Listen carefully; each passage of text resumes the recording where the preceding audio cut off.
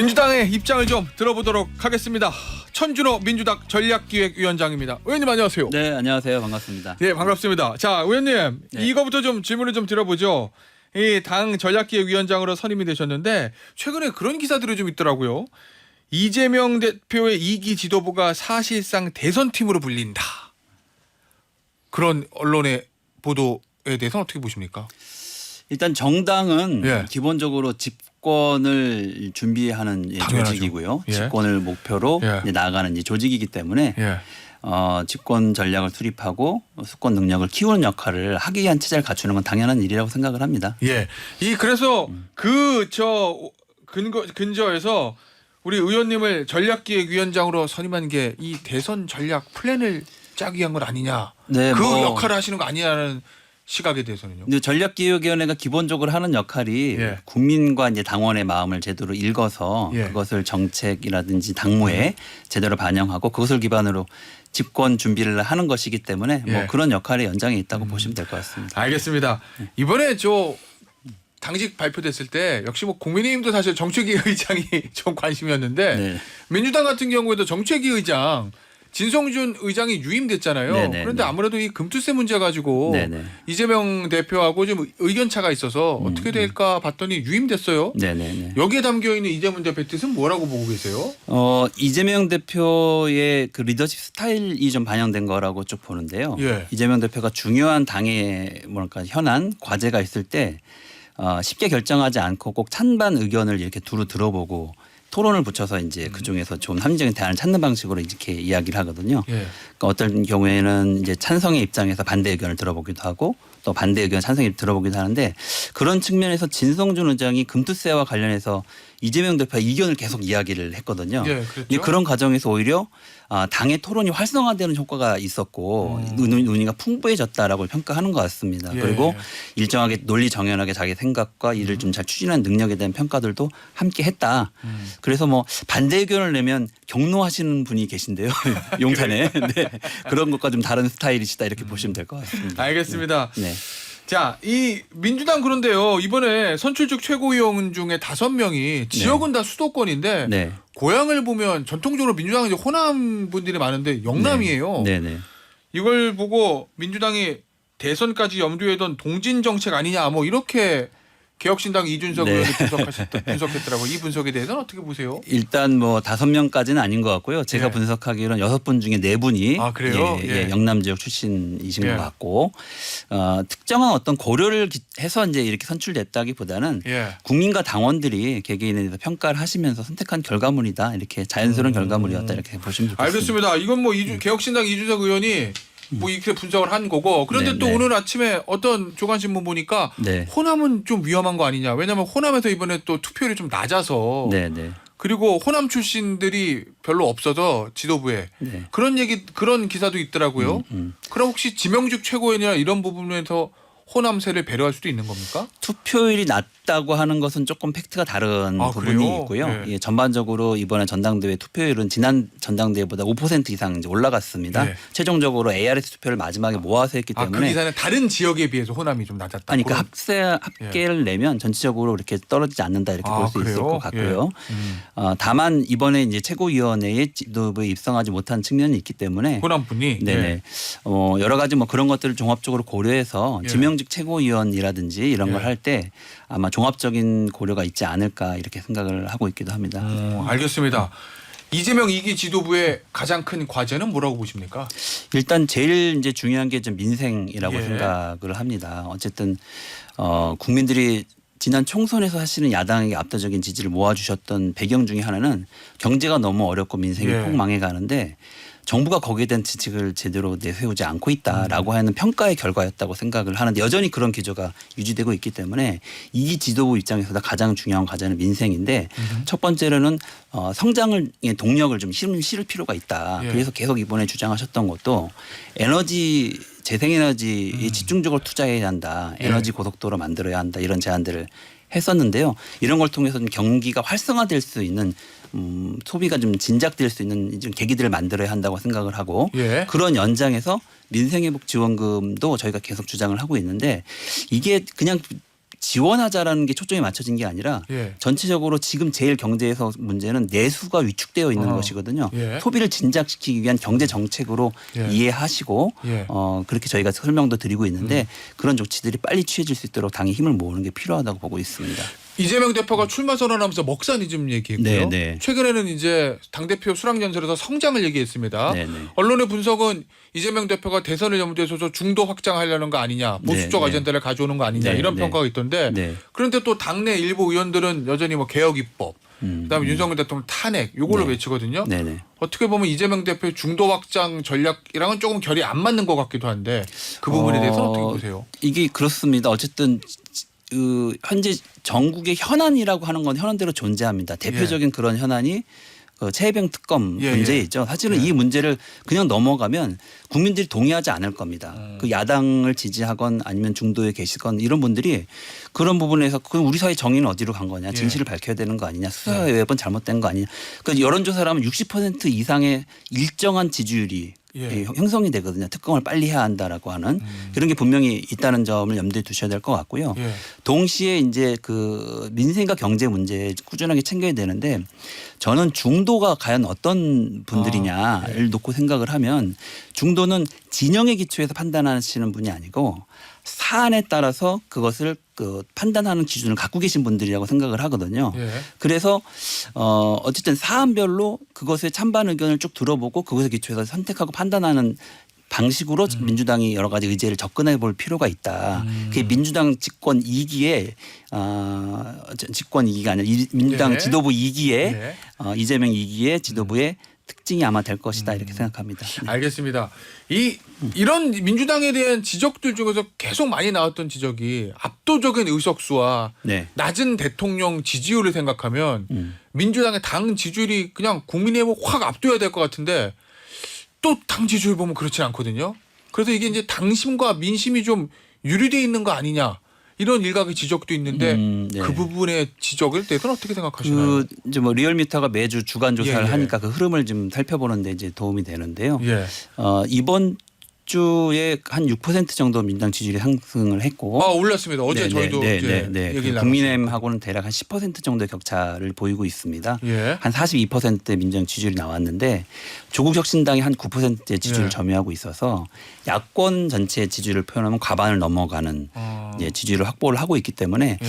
큰 흐름에서 놓고 보면 물론 전당대회라든가 이벤트 때문에 일정한 영향을 받는 측면들이 예. 이 국민의힘도 있고 민주당도 있긴 하지만 흐름에서 놓고 보면 민주당이 지지율은 이제 견고하게 유지되고 있다 이렇게 좀 보고 있습니다. 근데 이제 그런 지지율 숫자보다는 더 예. 중요한 것은 예. 이제 정말 민심을 잘 읽고 반영하는 예. 게 아닌가 이렇게 생각을 하고 있습니다. 알겠습니다. 이제 김두관 후보가 전당대회 과정에서 탈당파를 품어야 대선을 이긴다 뭐 이런 네, 얘기를 네, 했어요. 네, 네. 그리고 비명계 지난번에 공천 탈락한 비명계 의원들 중심으로 해서 초일회라는 모임도 생겼다고 하는데 어떻게 보십니까? 이 당 대선을 생각하면 전략적으로 지난번에 탈락했던 뭐 비명계 의원들, 초일회 의원들 이런 사람들을 품고 가는 것이 맞다? 아니면은 일단은 그냥 간다. 어느 쪽이십니까? 네, 포용도 필요하지만 예. 원칙도 중요하다고 이제 생각을 합니다. 원칙이요? 네, 탈당이라고 하는 것은 굉장히 중요한 책임을 동반하는 문제이거든요. 예를 들면 당이나 이재명 예. 대표에 대한 비판적인 생각이 있다고 해서 모두 다 탈당하는 것은 아닙니다. 뭐 그렇겠죠. 예, 예. 그것과는 좀 별개의 문제이기 때문에 탈당이란 행동에 대한 책임이 뒤따른다라고 예. 보고 이것이 뭔가 어떤 다른 뭐 포용이나 이런 것들로 이어지기 위해서는 국민들이나 당원들이 공감할 수 있는 어떤 이제 과정이 예. 설명이 예. 납득할 수 있는 과정이 있어야 되지 않을까 이렇게 생각을 합니다. 그럼 초일회는 어때요? 초일회 의원들은 탈당하지 않고 아직 민주당에 있는 의원들이잖아요. 근데 그런 분들은 뭐 모여서 의견도 내시고 예. 아마 이렇게 하실 수 있을 거라고 생각을 하는데요. 예. 그러면 그 사안에 따라서 잘 이제 보고 거기에 대해서 이제 필요한 부분들은 반영도 하고 뭐 이렇게 하게 되지 않을까 싶습니다. 네. 알겠습니다. 저 방금 전에 말씀하신 리얼미터 조사는요. 지난 12일에서 16일 에너지경제신문 의뢰로 유무선 자동응답 조사로 이루어졌던 것이고요. 자세한 내용은 중앙선거 여론조사심의위원회 홈페이지를 참조하시면 됩니다. 네. 정책적인 거 하나만 더 질문을 좀 드려보죠. 이 전세사기 특별법 같은 경우에는 윤석열 대통령이 거부권했던 행사했던 건데 네네. 여야가 합의를 해가지고 네네. 이제 본회의 통과를 목전에 두고 있는 거잖아요. 네네네. 다른 법안들의 경우는 어떻습니까? 이 대통령 거부권 행사했던 법안들을 몰아서 다시 한번 본회의에서 의결한다고 하는데 그런 법안들은 여당과 역시 협의해서 현실적으로 통과 가능성을 높일 그럴 확률이 좀 낮은 겁니다. 네. 그 전세사기 특별법 사례를 잘 보시면 예. 처음에 정부의 이 전세사기가 터졌을 때 예. 대응은 굉장히 소극적이었거든요. 예. 그리고 사실은 거의 뭐 어쨌든 개인이 피해를 계약서를 잘못 작성해서 예. 경험이 부족해서 이런 식으로 이제 정부가 반응을 보여서 국민적인 공분을 더 샀던 거 아닙니까? 그런데 민주당이 지속적으로 전세사기 특별법이라고 하는 것을 이제 발의를 하고 그 법을 통과시키고 대통령이 거부권을 행사하고 이렇게 하다 보니까 정부도 부담이 돼가지고 사실은 이것이 법안 여기까지 온 거라고 생각을 하거든요.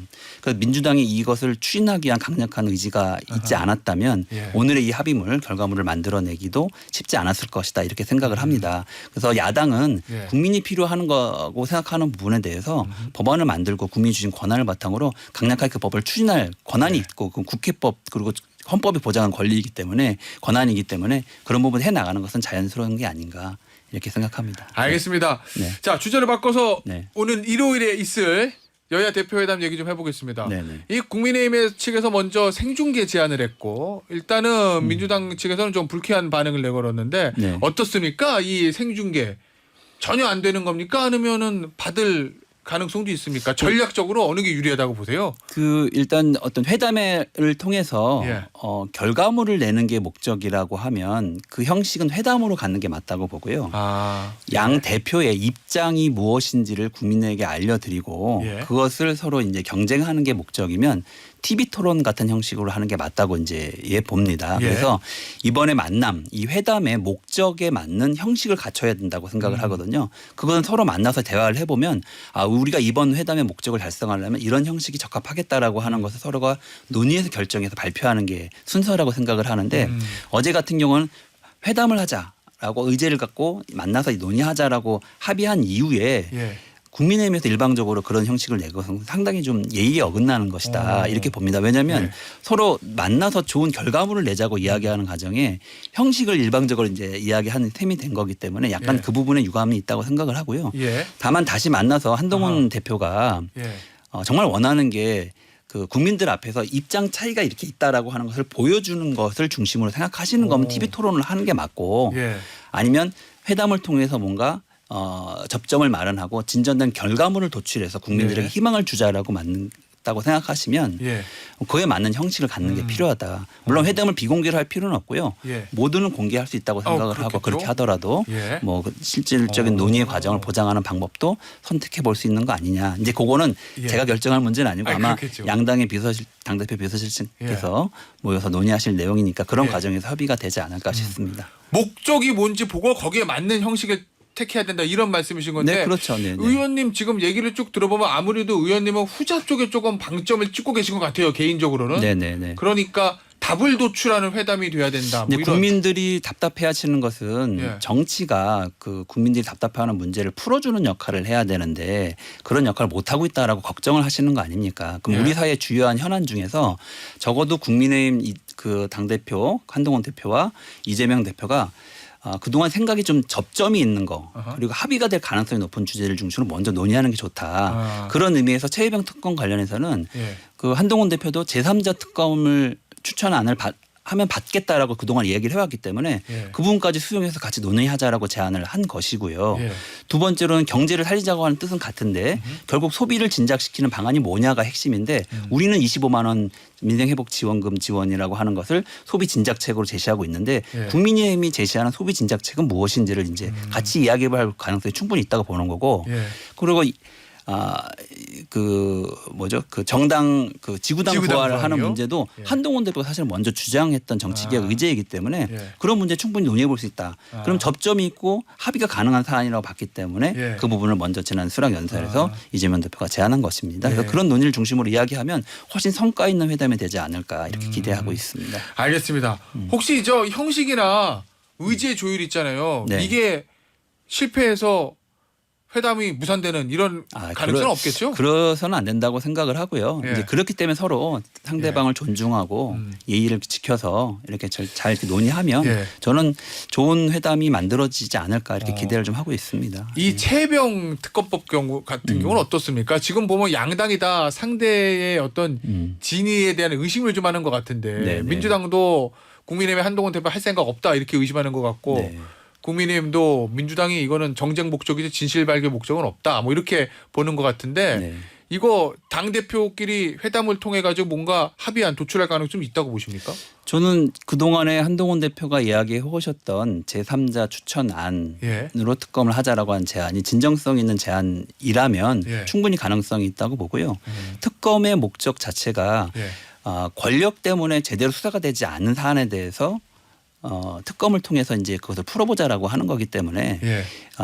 이 최병 사망의 진실이 무엇인지 그거를 밝히는 과정에서 수사 외압이 있었는지 그 수사 외압의 배경은 누구인지를 밝히는 게 본질이라고 보거든요. 그래서 그것을 중심으로 특검을 하자고 하면 그 과정에서 특검을 그러면 누가 추천할 거냐 문제는 오히려 충분히 협의할 수 있는 부분이다라고 생각한 게 저희의 이제 판단입니다. 예. 예, 예. 자 그러면 이 대표 회담에서 한 대표하고 이 대표가 조금 완화된 특검법을 하기로 합의했다고 하면 가정하면 그러면 네네. 민주당이 지금 발의해 놓은 그런 것들도 처리하고 합의된 안으로 갈 수도 있다는 말씀이세요?